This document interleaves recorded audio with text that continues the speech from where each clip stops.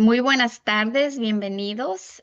Hoy día, miércoles 11 de junio del 2025, les saluda su amiga Clemi Álvarez Pisilo, directora de participación comunitaria de la Alianza de Parkinson y Trastornos de Movimiento, PMD Alliance por sus siglas en inglés. Estamos muy agradecidos que compartan con nosotros esta tarde para aprender un poquito más sobre el temblor esencial, el cual es el trastorno del movimiento más frecuente que existe. Y por eso nos da mucho gusto que se estén conectando para aprender un poquito más. Esperamos que hagan sus preguntas, que estamos aquí disponibles a responder, especialmente al final de la presentación de nuestra invitada especial de hoy. Estaremos respondiendo a preguntas tales como ¿qué causa el temblor esencial? ¿O cuáles son los síntomas habituales del temblor esencial? ¿Cómo se diagnostica el temblor esencial y cómo se lo trata también?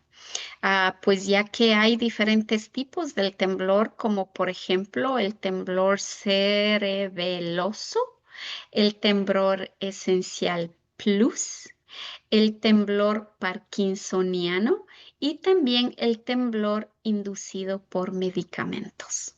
Vamos a estar hablando un poquito más sobre esas diferencias también. Y pues para hablar de eso tenemos una invitada muy especial hoy día, que es la doctora Sol de Jesús, quien es profesora adjunta de neurología en Penn State Health en Filadelfia, Pensilvania donde, no, en Hershey, Pensilvania, donde se desempeña como codirectora del programa de estimulación cerebral profunda y también es la jefa de la división de trastornos del movimiento. La doctora de Jesús está comprometida a utilizar su experiencia clínica y sus esfuerzos de investigación para mejorar la atención de los pacientes con trastornos del movimiento y para mejorar nuestra comprensión de los mecanismos detrás de la estimulación cerebral profunda. La doctora de Jesús ha sido directora y coinvestigadora en múltiples ensayos clínicos que involucran a pacientes con enfermedad de Parkinson y también de estimulación cerebral profunda. Actualmente está involucrada en estudios que exploran los efectos, los aspectos motores y no motores de la estimulación cerebral profunda relacionados con varios trastornos del movimiento, incluida la enfermedad de Parkinson y formas atípicas de la enfermedad de Parkinson con ensayos clínicos y también industriales. Así es que, como pueden ver, nuestra invitada de hoy tiene amplia experiencia con trastornos del movimiento y con tratamientos para este. Así es que para hablar de eso, le doy la bienvenida. Muchas gracias, doctora Sol de Jesús, por acompañarnos hoy día y adelante. Muchas gracias, Clemi, por esa introducción. Bienvenidos a todos. Muchas gracias por tenerme hoy esta tarde y el pasar esta horita juntos en aprender un poquito más de este trastorno de movimiento. Le voy a darle a ver si podemos enseñar mis. Ok. Como explicó Clemi, ya he estado en el hospital de Penn State ahora casi 9 años en práctica como un médico adulto facultad. Antes de esto hice una residencia de neurología y pude pasar 2 años en adición de esa residencia para aprender más de los trastornos de movimiento, cual el temblor esencial es uno de los más comunes, como explicó Clemi.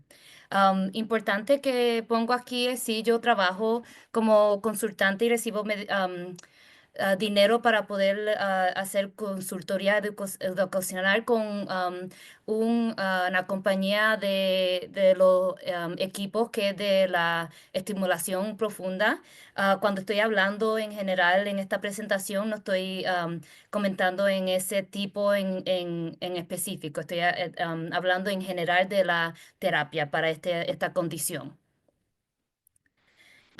Aunque yo he hecho mucho trabajo en áreas del Parkinson's disease, sí la condición del temblor esencial es lo más que yo veo en en la clínica de práctica.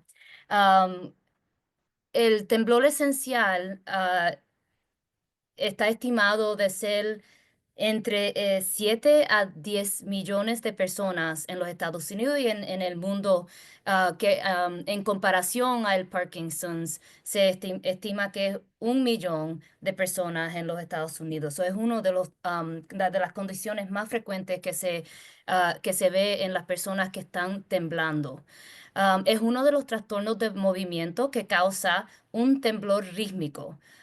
Puede pasar en cualquier parte del cuerpo. Usualmente uno se piensa en las manos, se ve más frecuente.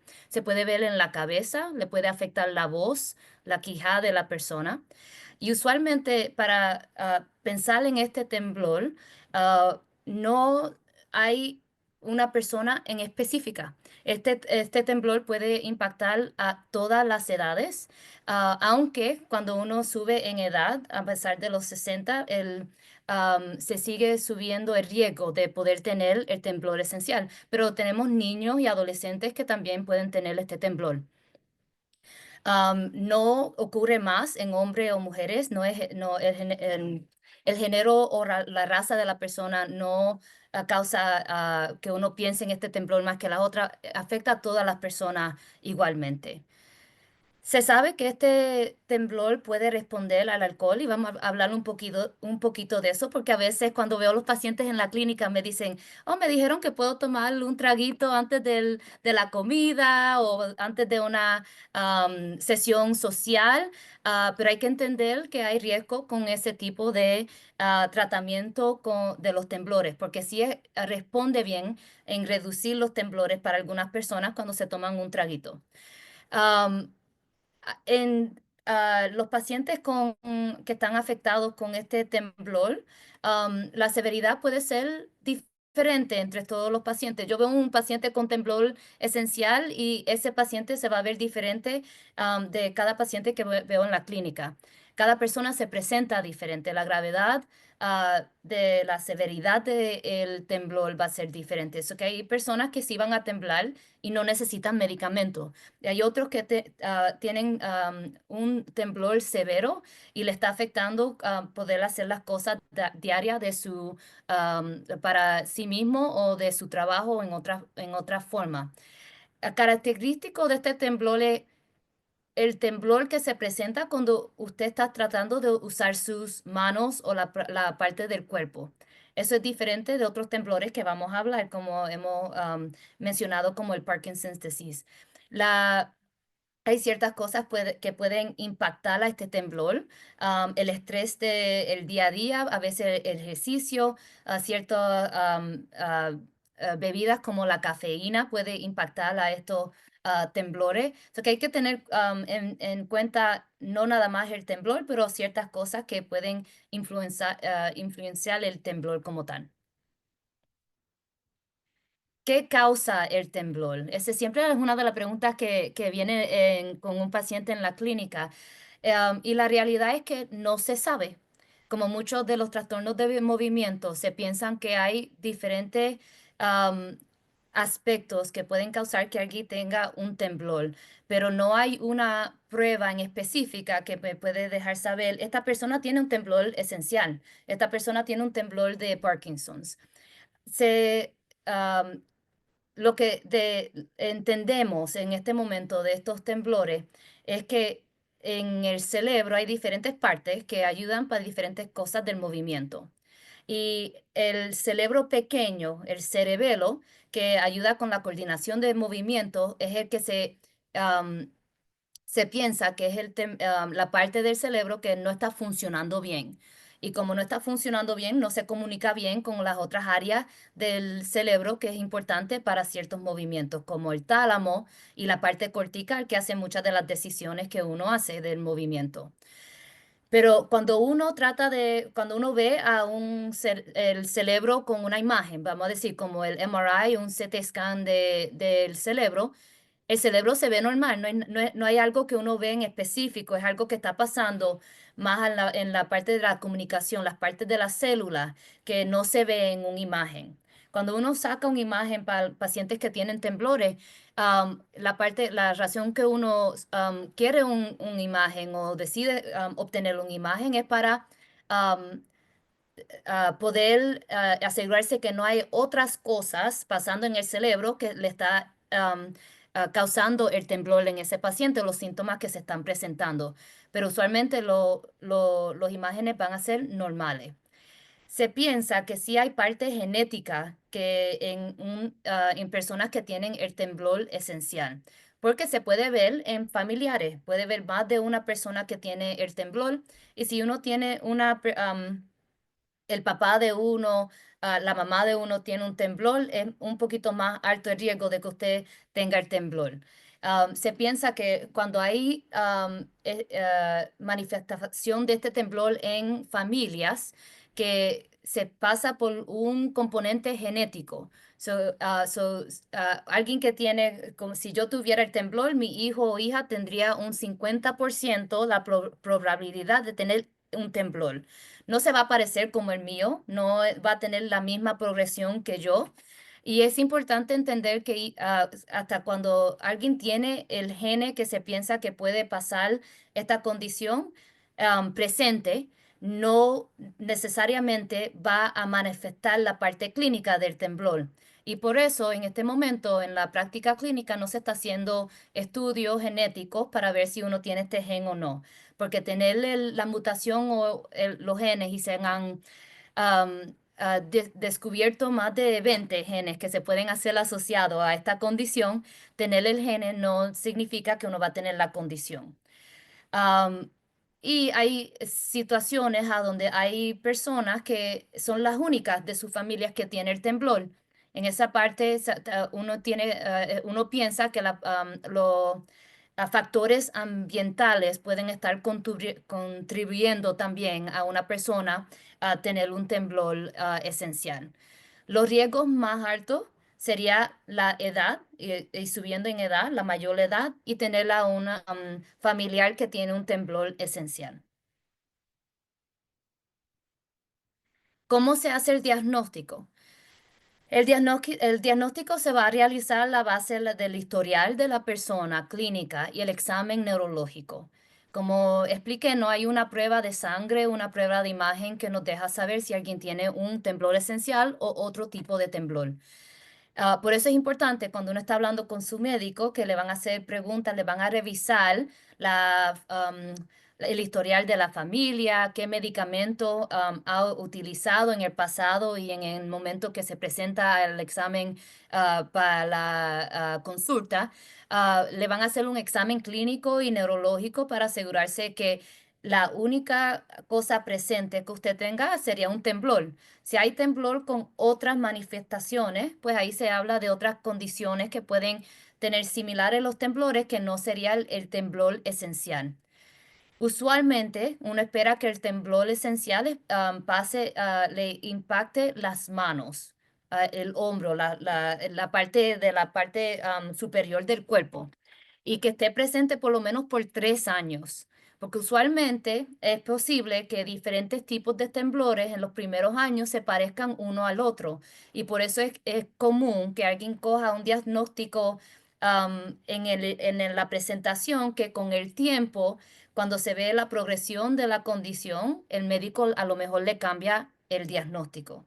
Porque hay muchas condiciones como el Parkinson's y el temblor esencial que se parecen al inicio y no es hasta que la persona siga presentando con diferentes manifestaciones que uno puede asegurarse más de la presentación. Si uno, cómo la persona sigue progresando va a ser diferente y no todo el mundo progresa de la misma forma. No hay forma de que yo le diga al paciente, en un año esto va a pasar, 5 años usted se va a parecer así. Um, lo que es importante que uno esté hablando con otras personas para entender y educarse de los diferentes temblores. Eso es importante también conocer que no todos los tratamientos son iguales para las personas con esta condición. Y los diagnósticos también se toman tiempo. A veces es más claro con una persona que con otra. Y cuando hay personas que tienen síntomas que se parecen a pesar del temblor nada más, esencial en la presentación, a veces sí se pueden utilizar otros exámenes de estudios adicionales que pueden mirar el nivel de la dopamina en el cerebro para poder tratar, entender si alguien tiene más cambios de Parkinson's o un temblor esencial. Pero importante con esos tipos de estudios es que no son 100% que nos dan el diagnóstico. Eso va a ayudar a la parte del historial y del examen y la progresión de esa persona para entender si está a riesgo a tener otra condición y qué se debe de monitorear con eso. En mi práctica no es común que yo haga exámenes adicionales porque usualmente con el tiempo, monitoreando el paciente, se puede hacer el diagnóstico. Esto sería un ejemplo. El doctor cuando lo vea en su examen, sí le va a ver cómo usted el temblor se parece cuando usted está sentado, cuando está haciendo diferentes posiciones con sus manos, si está presente cuando está haciendo ciertas actividades. Y es importante también enseñar cómo alguien está utilizando para poder escribir, porque a veces uno no ve el temblor inicialmente cuando uno está en ciertas posiciones, pero cuando uno le da para escribir a la persona o hacer estos espirales, puede salir un temblor que nos ayuda a hacer el diagnóstico del temblor esencial.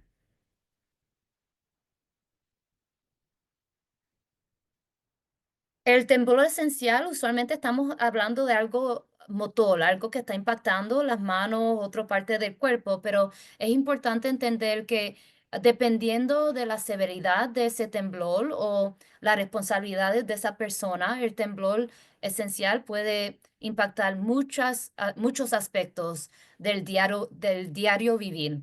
Puede impactar cómo uno se siente alrededor de su familia, el trabajo, cómo uno se siente en el trabajo, las actividades sociales cuando uno sale. Puede causar que uno se sienta con vergüenza en la parte social y esto puede causar que la persona decida no salir y quedarse solo en la casa o sola en la casa y eso puede impactar muchas cosas, no nada más los temblores. Y cuando los temblores son severos, pueden causar una fuente de dificultad para hacer sus actividades, que puede llegar a hacer cambios del ánimo a donde la persona puede sentir depresión, ansiedad, a estar frustrado cuando las personas están alrededor. So que es importante entender que aunque estamos hablando de cosas motores, vamos a hablar de tratamientos que a veces no son nada más para tratar la parte motor. Los tratamientos que tenemos hoy en día para los temblores esenciales, es importante entender que no hay nada en este momento que puede curar esta condición. No hay nada que puede am, ah, parar la progresión de la condición o curar lo que ha pasado hasta ese momento.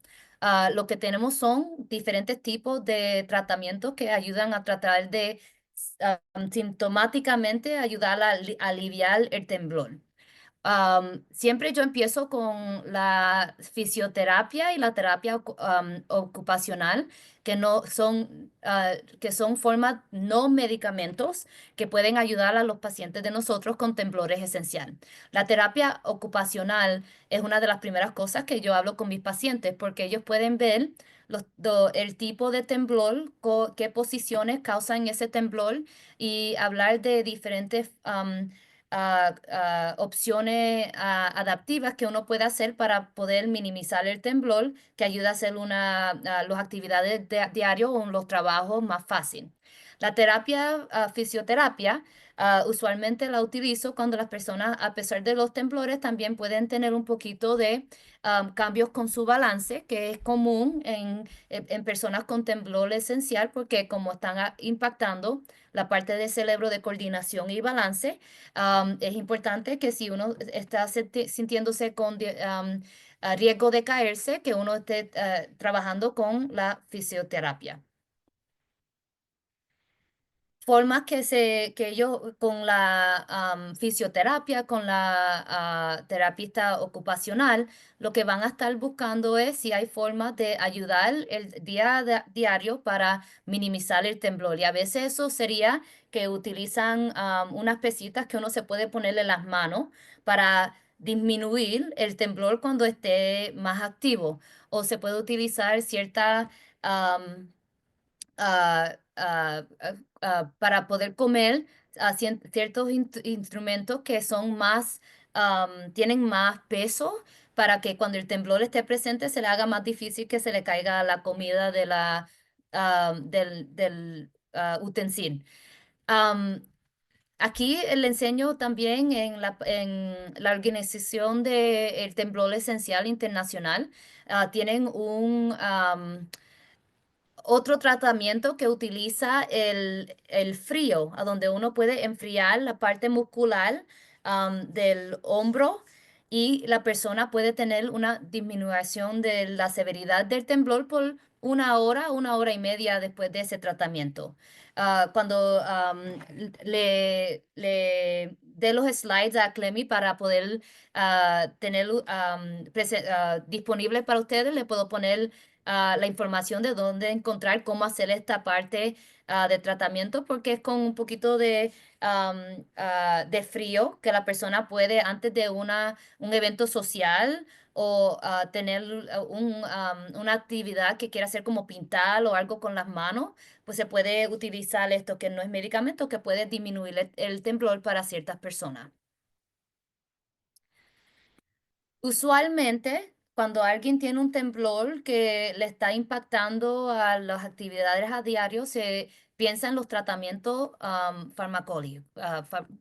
de medicamentos. Hay varios medicamentos disponibles. No es necesario que alguien, si los síntomas son leves o no limitantes, estar con medicamentos. Los medicamentos se reservan para las personas que están con temblores, que sienten que le están impactando el día a día o las actividades que están tratando de hacer en su vida. La, Estos medicamentos, lo importante de entender es que no hay medicamento específico para temblor. Los medicamentos que existen son medicamentos que se han estudiado de otras condiciones que han notado que sí ayuda a minimizar la severidad y reducir el impacto del temblor. Y puede tener hasta 50 a 70% de mejoramiento cuando uno utiliza uno de estos medicamentos. Pero el único que está aprobado aquí en los Estados Unidos, que está aprobado por la agencia que nos da aprueba los medicamentos, es el propranolol. Esto es un tipo de beta bloqueador que se utiliza y porque pasa hacia el cerebro, se puede aproximadamente disminuir el temblor entre 50 a 70% cuando los pacientes utilizan este medicamento. Am, Esto es para minimizar los síntomas. Igual, no está curando el temblor como tal. Y hay muchos diferentes tipos de este tipo de clase de medicamento, el beta bloqueador, pero no todos tienen el mismo efecto para los temblores. Sería importante si uno tiene el diagnóstico de temblor esencial y tiene que estar con uno de estos medicamentos para la presión alta, para el corazón, que una de las conversaciones que uno puede tener con su médico es si este medicamento es algo que le puede ayudar para esas condiciones y a la misma vez ayudarle con los temblores.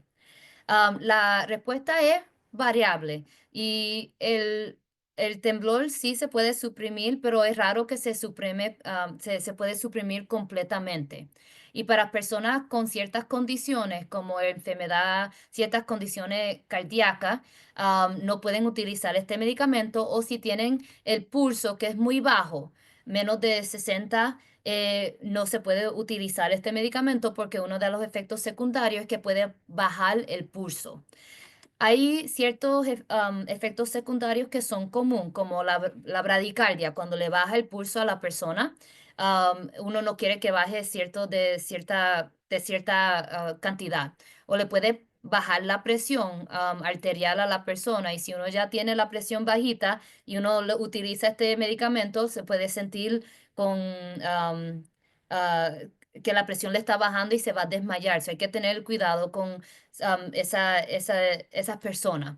También para alguien que tiene asma, este medicamento puede empeorar el asma, so que no es bueno utilizar este medicamento en esas ciertas poblaciones. Y si uno tiene diabetes con las azúcares, hay que tener cuidado porque esto puede am, am, no los deja ver cuando alguien le está bajando la azúcares y eso es bien peligroso porque las azúcares bajas, igual que las azúcares altas, pueden causar muchos efectos en la persona y uno quiere saber, el cuerpo usualmente le va a dar una indicación que las azúcares están bajas para que sepa que se tiene que comer algo con azúcar.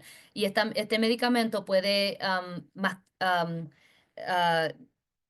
le puede, se me olvida la palabra, pero enmascarar esos síntomas y uno no se da cuenta que le está bajando las azúcares. Así que hay que tener cuidado con pacientes diabéticos que están usando la insulina. Usualmente es uno de los medicamentos que tenemos en la primera línea que se utiliza como el primer medicamento porque es el que tiene la menos probabilidad de causar un efecto secundario. Pero si uno cae en una de esas categorías, a lo mejor este no es el medicamento que pueden utilizar para los temblores esenciales. El segundo medicamento más común que se utiliza como primera línea es un anticonvulsante. Esto tiene mejor, am, puede minimizar los temblores mejor que el propranolol, la beta-bloqueador, pero tiene más efectos secundarios que usualmente la persona no puede mantener ese medicamento. La primidona es el anticonvulsante que puede ayudar para minimizar el temblor. Hay algunas pacientes que se sienten que con este medicamento que sí le baja el temblor mejor que el propranolol, pero usualmente se da por las noches porque para muchos pacientes le causa que se sientan am, con, am, con menos energía, que se sientan que se quieren dormir y le pueden causar un poquito de efectos al balance. So que hay que tener cuidado cuando uno empieza estos medicamentos y usualmente lo que yo le digo a las personas es empezamos con cantidades pequeñas para darle tiempo al cuerpo poder entender cómo se siente con esa cantidad y subir la cantidad con el tiempo. Es importante saber si uno tiene un efecto secundario con el medicamento, puede que a lo mejor si le bajan la dosis y le dan más tiempo que el cuerpo se acostumbre al medicamento. Otra posibilidad es que cuando uno primero empieza el medicamento, si tiene un médico como yo que empieza con la dosis bien pequeña, usualmente se necesitan dosis más altas para poder ver el efecto completo del medicamento. Y si uno lo para muy temprano en la parte de esa escalación del medicamento, a lo mejor uno dice, no, no me ayudó, pero no llegó a la dosis que le puede ayudar para controlar el temblor esencial. Con este medicamento, usualmente igual lo más que me da, que trato de mirar son que no se sienta muy cansado o sin la parte cognitiva que a lo mejor se pueda caer. Esa es la parte más que de los efectos secundarios que estamos pendientes. Si las primeras líneas no son opciones o si no funcionan suficientemente o uno no puede estar en ese medicamento, los medicamentos de segunda línea, como la topiramato o la gabapentina también son anticonvulsantes. Aunque la persona no tiene convulsiones o epilepsia, a dónde estos medicamentos ayudan en el cerebro pueden ayudar para minimizar el temblor. Pero estos no funcionan igual tan efectivo como las primeras líneas. Y también tienen similares efectos secundarios como dificultad para la concentración o la atención, puede uno tener parestesias de las manos, donde se siente las cosquillas de los deditos o en los pies, y le puede causar que pierda el balance. Entonces sería importante, dependiendo de los medicamentos, cada uno tiene su efecto secundario. Cuando uno empieza a añadir en combinación, hay que tener cuidado que no sea que la combinación cause uno de los efectos secundarios, que no se sienta que pueda funcionar bien. El propósito de estos medicamentos es tener el beneficio mm, con el mínimo efecto secundario posible. Si usted no se puede parar porque está con fatiga o se siente con inestabilidad o se siente cansado, no es un medicamento que sería bueno a largo plazo porque no está funcionando a su capacidad. Cuando en ciertas clínicas, a veces cuando los medicamentos no son suficientes, se puede utilizar las inyecciones de la toxina botulínicas, como el Botox, que ayuda para la parte cosmética. Las personas entienden la parte cosmética de la toxina botulínicas y se pueden utilizar en los hombros para los temblores en ciertos individuales o en el cuello para los temblores de la cabeza. Lo que hay que tener en cuenta es que la toxina nada más dura por 3 meses, solo que las inyecciones se tienen que hacer cada 3 meses. Y hay que tener cuidado que no cause mucho debilidad en los músculos, como en las manos, no sentirse que pueda aguantar las cosas bien con sus manos si utilizan muchas cantidades o cuando necesita inyectar en múltiples músculos. En algunas clínicas también para los temblores de la voz, los colegas de oídos, garganta, pueden inyectar esta toxina en las vocales para poder minimizar el temblor de las vocales para poder hablar. Igual aquí saco un momentito para hablar de las características no motoras, porque sí puede, cuando el temblor está presente, la parte de los cambios de ánimo, o para poder poner atención a ciertas cosas, puede también uno tener cambios en la parte cognitiva. Y la parte cognitiva puede ser de la condición misma, igual de la parte de ánimo, puede ser de la condición misma, puede ser de los medicamentos, puede ser de ciertos estresores que hay en tener que lidiar con un temblor que está presente en ciertas actividades. Y cuando uno nota que a veces el temblor está más presente cuando está con ansiedad o está con anticipación, que tiene una parte social con salir con la familia, o está viendo uno de los juegos de fútbol que le está causando muchas emociones buenas también, los temblores pueden salir más. Eso es importante en esas condiciones o esos tipos de temblores que se ven que están saliendo más durante esas partes emocionales, que a veces se utilizan los medicamentos para la parte emocional. Eso serían las cosas que uno utiliza para la depresión o la ansiedad, aunque uno no se sienta que tenga depresión o ansiedad, porque eso puede ayudar al sistema a bajar, que no se active tanto cuando los temblores cuando uno está con la parte emocional que puede hacer los temblores que salgan más frecuentes. A veces hasta el ejercicio puede ayudar en estos componentes porque cuando uno hace ejercicio hay sustancias del cerebro que pueden ayudarle a uno sentirse mejor. Si los medicamentos no son suficientes, sí hay opciones de tratamientos más avanzados que están saliendo para poder utilizarlo, están disponibles. Aunque estos no son las ayudas técnicas, no es algo que yo utilizo frecuentemente en mi práctica. Sí estoy, hay muchas diferentes opciones en este momento que los pacientes están recibiendo de las compañías para ver si es algo que le puede ayudar con su temblor esencial. Estos son ayudas técnicas que están utilizando vibraciones periferal en las manos, cuando se pone el reloj o el guante, o está utilizando vibración para tratar de minimizar la severidad del temblor. Estos son no invasivos que uno utiliza en sus manos y puede minimizar el temblor temporariamente por una hora y media, si uno lo utiliza antes de un evento o una actividad que uno quiere hacer. La razón que yo no he tenido la oportunidad de ver cómo esto funcionan en mis pacientes es que los seguros aquí no los cubren, o si los cubren hay un cargo para los pacientes que no siempre es posible. Y hasta que yo no vea que haya más estudios o información que esto sí le está ayudando a los pacientes, si no hay forma de recibir el dinero para atrás, yo no lo estoy recomendando a los pacientes en este momento. Si el medicamento no está funcionando y hay ciertas personas que no importa cuánto medicamento uno le da o le sube el medicamento, los temblores se quedan igual, no responden. Esos son los pacientes que pueden beneficiar de los tratamientos avanzados. Los tratamientos avanzados están presentes para los pacientes que tienen esa resistencia a los medicamentos.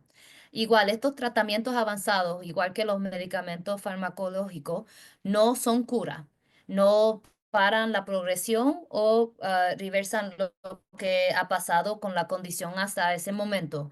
Son tratamientos sintomáticos que le ayuda en ese momento donde usted está con sus temblores. Hay tres tipos, empezando de la parte de abajo, la ablación central, la talatomotía, es la lesión que empezó y era algo que se hacía antes de los tratamientos nuevos. En ese tiempo tenían que abrir y utilizan am, actividad para causar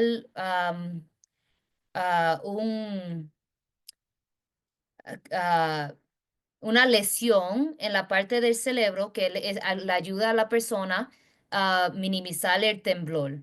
Eso se hacía en los 1950, antes de los nuevos medicamentos, y todavía es una opción que se hace, pero hoy en día lo que los pacientes están viendo como tratamientos nuevos es la ultrasonido focalizada guiada por la resonancia magnética. Yo la llamo HIFU, High Focused Ultrasound.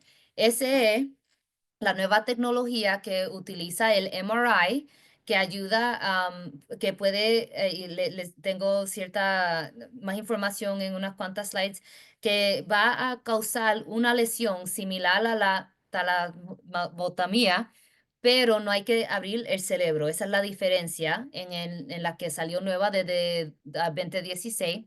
Y antes de esa, la que ha estado presente para esta condición desde 1997 es la estimulación cerebral profunda, a donde se utiliza un equipo para tratar de minimizar los temblores con energía eléctrica. Estas son cirugías que se hacen para el cerebro para tratar de minimizar el temblor. La estimulación cerebral, el DBS, es el que ha estado desde 1997, más de 20 años. Se implanta uno o más electrodos en ciertas estructuras del cerebro con el objetivo de que con ese electrodo se pueda conectar a una batería que se ve bien similar, que se sienta similar como un marcapaso del corazón, pero se conecta debajo de la piel, y eso envía corrientes eléctricas utilizando ese electrodo en la parte precisa en el cerebro para poder regular actividades anormales en cómo se comunica. So que se utiliza electricidad para ayudar el cerebro comunicarse mejor. Es un alivio de síntomas. Todo esto, cuando se le hace este procedimiento, sí, el neurocirujano le tiene que abrir el cerebro,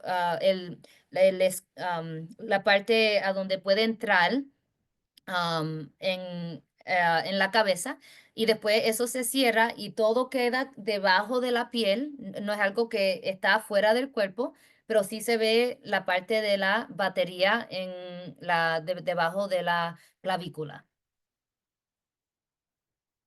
El ultrasonido focalizado utiliza la tecnología de la resonancia magnética, el MRI, y para esta terapia lo que la persona tiene que hacer es, tiene que tener cierto, del hueso de la cabeza, tiene que ser de cierta, am, ah, no todo el mundo puede hacerse esta cirugía dependiendo de qué grueso es el hueso de la cabeza. Si, cuando uno le hacen la evaluación, sí puede, tiene suficiente que puede pasar esta rayos de ultrasonido. Usualmente para esta cirugía se tiene uno que en la máquina del MRI, sí le afeitan el cabello y uno está en esa máquina y están utilizando los rayos sonidos para destruir el tejido en la zona específica del cerebro a donde le puede ayudar los temblores. La diferencia de esta terapia avanzada del cerebro comparado a la la de terapia de estimulación cerebral, es que no hay equipo que se queda en su cuerpo. Una vez que se entra a la máquina, le destruyen el tejido y eso le va a ayudar el temblor en el momento de que vieron pueden causar buena supresión del temblor. La diferencia es que con la estimulación profunda se considera algo reversible. Cuando la estimulación está prendida, los temblores están disminuidos. Cuando la tecnología está apagada, los temblores están ahí. Con algo como este ultrasonido, como destruyen el tejido, no es reversible o que no abren para hacer esta cirugía, es algo que es irreversible porque el tejido que se ha destruido no se puede reparar. Las dos son opciones y son cómo uno decide uno o la otra, depende en sus temblores en específico y hablando con sus médicos a ver cuál es la que le va a dar el mejor beneficio. Usualmente, si uno se hace esta terapia, el ultrasonido, usualmente uno no se puede, no han hecho los estudios para ver si es efectivo también hacerse la cirugía de DBS, de la estimulación profunda. Pero si uno se hace la estimulación profunda, no se puede hacer este ultrasonido. So que hay que tener mucho cuidado cómo uno decide cuál va a ser el que va a ser más efectivo para usted. La parte de la ultrasonido focalizado, tenemos hasta 5 años que se ve que sí hay mejoría al temblor. Aunque no para la progresión del temblor con el tiempo, sí se va a ver que el temblor va a sugerir otra vez. Con la estimulación profunda, como está disponible por más años, hay más años de data donde nos enseña que sí puede ayudar hasta 10 años, aunque igualmente con esa se puede programar hasta un punto. Llega el momento a donde el temblor le va a pasar a lo que la terapia puede ayudarle en disminuir el temblor. ¿Cuándo uno debe de considerar estas terapias más avanzadas quirúrgica? Depende de las limitaciones a las actividades de uno. Si los medicamentos no le están ayudando suficientemente o no puede estar con los medicamentos, no pueden subir los medicamentos porque le dan efectos secundarios. Am, pero no es la primera opción. Hay a veces que hay personas que quieren hacerse la parte quirúrgica, pero no han tenido una dosis de medicamentos adecuada para ver si eso sería suficiente para ayudarles a los temblores y se recomienda que se trate los medicamentos primero antes de hacerse la parte quirúrgica. Y siempre parte de las conversaciones que cuando tengo con pacientes me dicen, pero ¿estás segura que no tengo Parkinson's? Es importante porque las personas que tienen temblor esencial sí tienen el riesgo de tener Parkinson's es un poquito más alto que la población general. Es posible que haya una persona que tiene temblor esencial y con el tiempo pueden también tener el Parkinson's disease. So que Inicialmente uno quiere estar seguro y ver que uno está de acuerdo que el diagnóstico es temblor esencial, pero en mi práctica sigo vigilando para cambios que se pueden ver como el Parkinson's, porque a veces son cambios que pasan con el tiempo y no es Parkinson's, pero otras veces, y es parte de la edad y otras cosas que pasan en conjunto con el temblor esencial.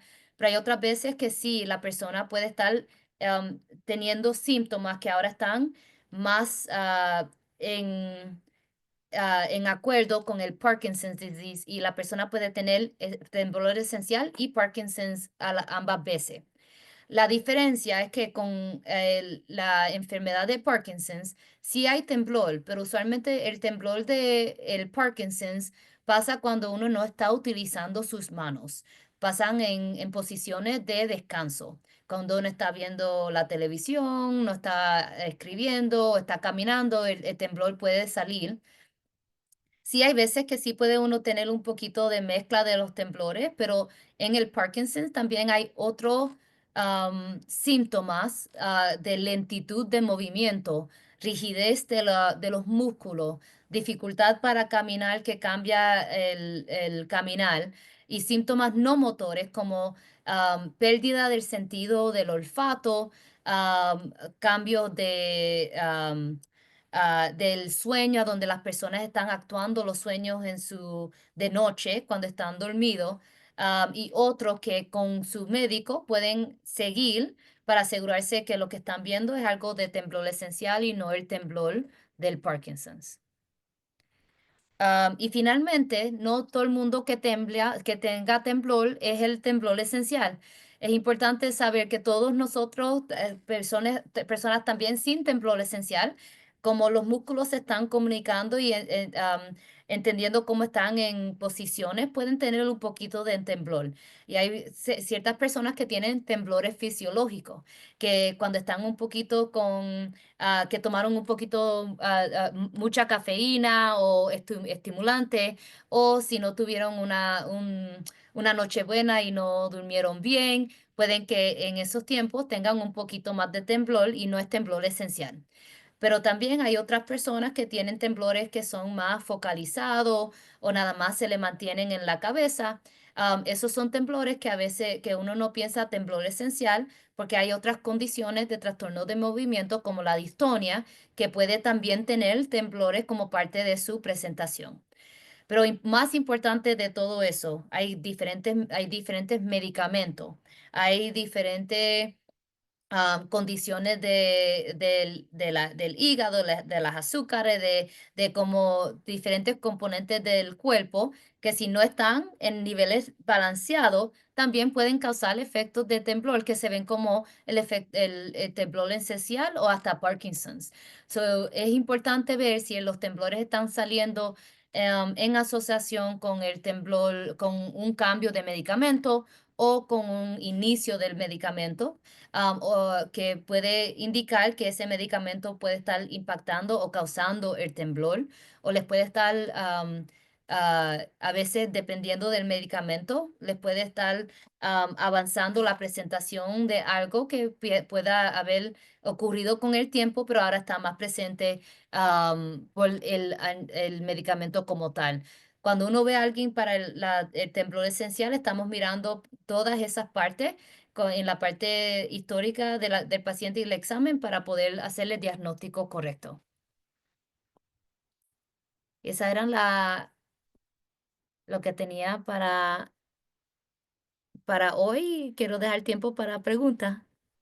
Déjame ver si puedo salir de aquí. Ahí viene el reto. Muchas gracias, doctora de Jesús, por la Gracias. presentación. Y pues en el chat hay una pregunta muy interesante sobre la ciencia Sí, chilena. No sé si la pueda ver y responder a esa pregunta. vamos a ver aquí.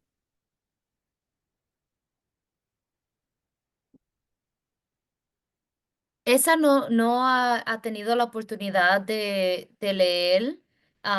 Parece que ah, utilizando impulsos eléctricos para partes diferentes del cerebro para ver si eso le ayuda a los temblores. Ahora mismo, con las terapias que estamos haciendo, am, eh, que están aprobadas aquí en los Estados Unidos, usualmente es el tálamo, pero sí se está haciendo muchas investigaciones de dónde en el tálamo, en relacionado de esa estructura, sería mejor ponerle para la estimulación profunda o con las lesiones del cerebro para ver si eso le ayuda a disminuir el temblor. Pero esa en específica no la he leído, pero sí la puedo buscar después de la presentación.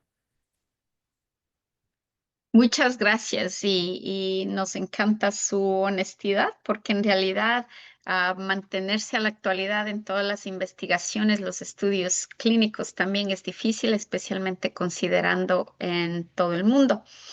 Y pues gracias por repetirnos la pregunta que estaba arriba. Justamente iba Yes. a hacer esa pregunta donde nos dice si es que es posible. Me imagino que significa que tiemblen las manos cuando recién se levanta y que las tenga adormecidas por el Parkinson. Es que posible que también la... Usualmente cuando uno se levanta con las manos adormecidas después de estar, cuando está uno durmiendo, lo que hay que tener en cuenta es la posibilidad de el carpal tunnel.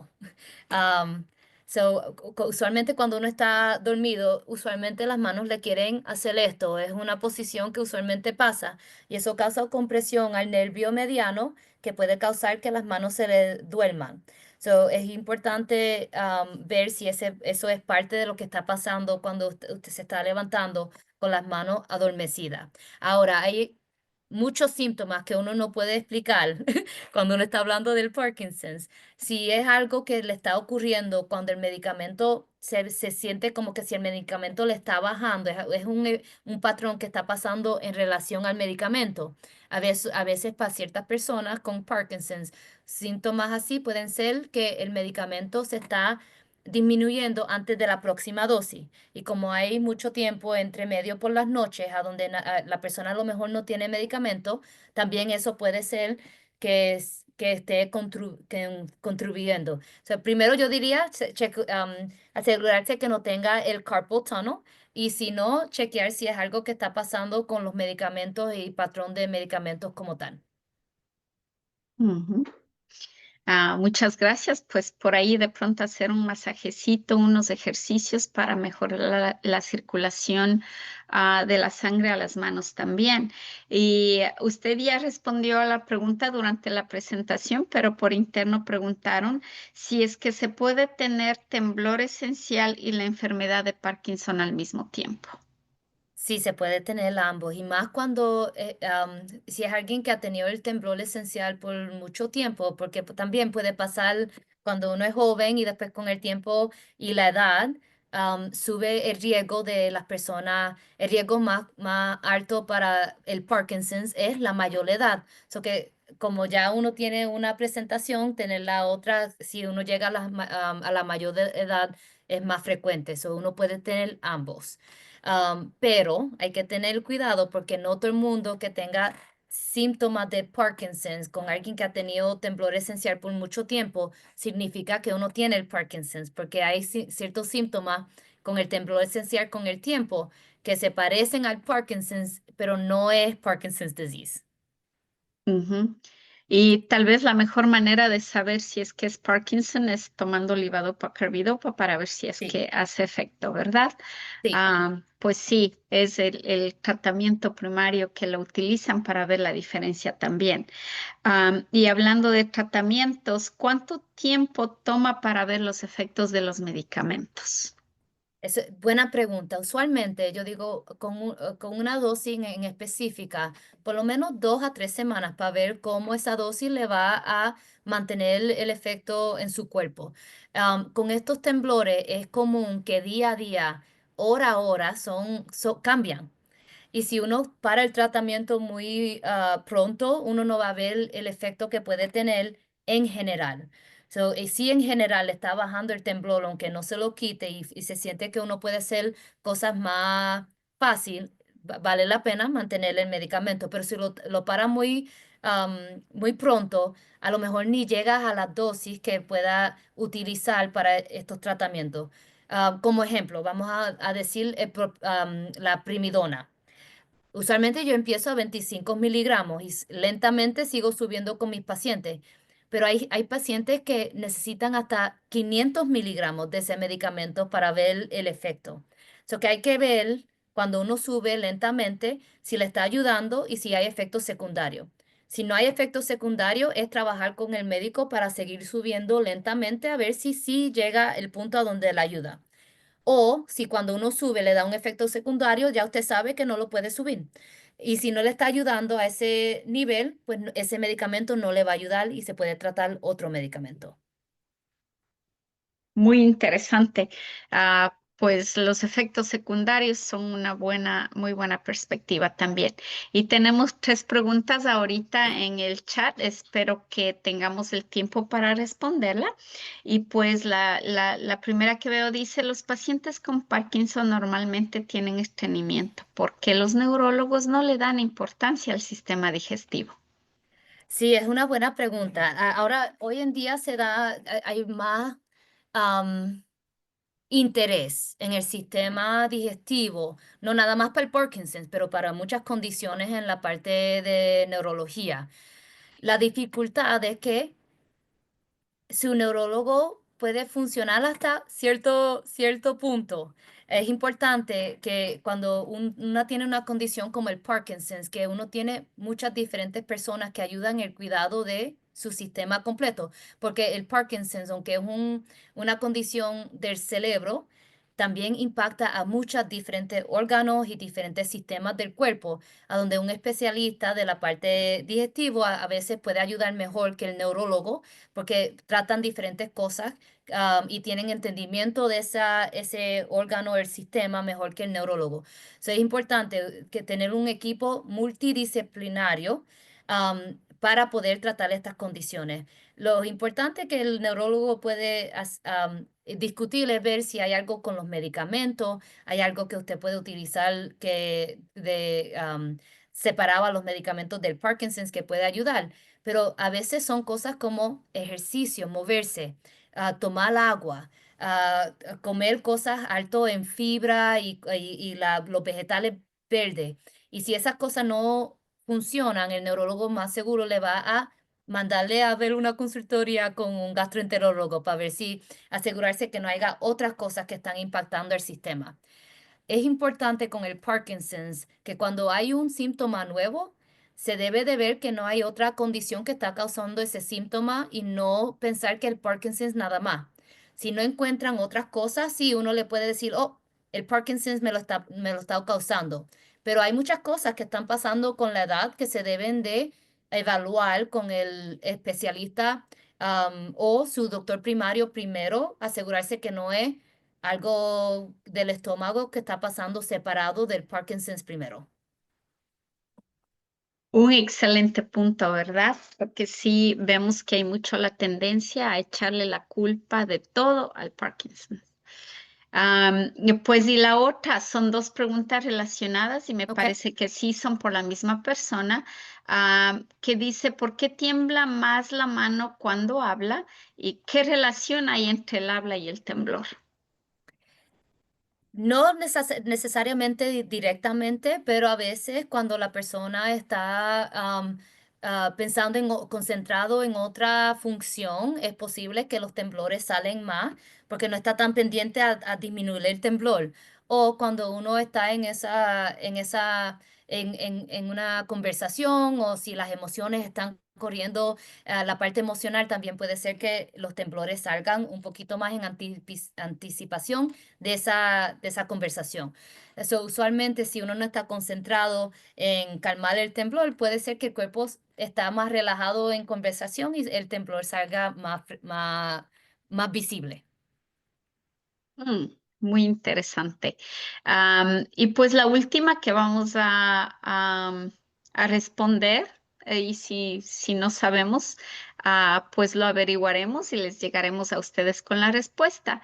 Aquí nos pregunta si existe una diferencia entre temblor esencial y Parkinson incipiente. No sé si entiendo la parte incipiente, pero yo diría el temblor esencial es cuando uno está tratando de utilizar las manos, cosas como para comer, como para escribir, am, tratar de cualquier actividad cuando uno trata de estar más cerca a un punto, ahí le sale el temblor más. El temblor del Parkinson's es cuando uno no está utilizando las manos. Ahora, hay ciertas posturas cuando uno tiene el Parkinson's que puede causar que ese temblor salga y sea más presente. Y por eso es importante que cuando esté con su neurólogo o su doctor puedan ver esa diferencia, que cuál es el temblor que causa más el efecto. Usualmente el efecto más con actividades es temblor esencial. El efecto más del temblor al descanso es el del Parkinson's, aunque sí se puede mezclar y ver un poquito de los dos en ambas condiciones. Y ahí es a donde la parte histórica del paciente, el historial de los síntomas también es importante, porque va a haber cosas de su historia con alguien de Parkinson's que nos va a dar más la descripción y hacernos pensar más el Parkinson's que el temblor esencial, que tiene menos de los síntomas de alguien que tiene Parkinson's. Ujú. Pues sí, muchas gracias por esa respuesta. Y el Parkinson incipiente tal parece ser al inicio de la enfermedad, uno de los primeros síntomas, de acuerdo al poderoso Google. Y Sí. sí, pues y es muy común que se pueda confundir o tal vez diagnosticar erróneamente entre Parkinson y temblor esencial, y hay muchas historias felices donde han pasado 5 años diagnosticados con Parkinson y luego cambia a Ujú, temblor esencial y vamos a celebrar porque no es Parkinson. ujú, Am, ujú. sí, entonces son tan parecidos que la mejor persona para aclarar esos síntomas, pues obviamente es su médico, su neurólogo, Ujú. su especialista en trastornos del movimiento. Y pues sí, ahí pidiendo la aclaración, sí, o sea, en reposo o en acción, sí, Parkinson en reposo, temblor esencial en acción. Sí, y sí, puede ver, los temblores se pueden, sí, puede ser mixto, pero en esas personas, pues ahí es a donde otro exámenes y más de la parte historial va a ayudar a poder diferenciar Parkinson's con el temblor esencial. Ujú.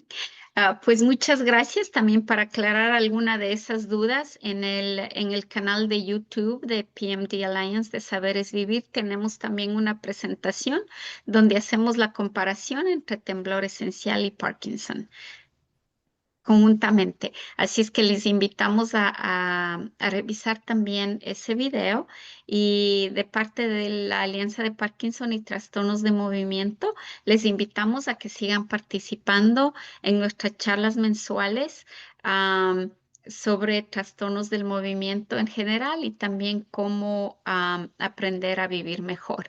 Y si tienen preguntas para la doctora, me las pueden enviar a mí, a mi correo electrónico de Clemi como mi nombre, arroba pmdalliance.org, y yo le puedo transmitir sus preguntas a la doctora y también enviarle a usted sus respuestas.